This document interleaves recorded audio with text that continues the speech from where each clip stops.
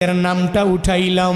দুনিয়ার কোনো ব্যক্তি এই বিপদ থেকে আমারে বাঁচাইতে পারে না, দুনিয়ার কোনো ব্যক্তি এই মুসিবত থেকে আমাকে বাঁচাইতে পারে না।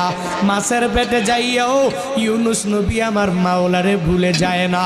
ইউনুস নবী যখন আল্লাহকে জানাইয়া দেয়, আল্লাহ লা ইলাহা ইল্লা আনতা, ও দয়ার মালিক তুমি ছাড়া কোনো ইলা নাই, তুমি ছাড়া কোনো মাবুদ নাই, তুমি ছাড়া কোনো মাশুক নাই, তুমি ছাড়া ইবাদত পাওয়ার যোগ্য দুনিয়াতে কেউ নাই।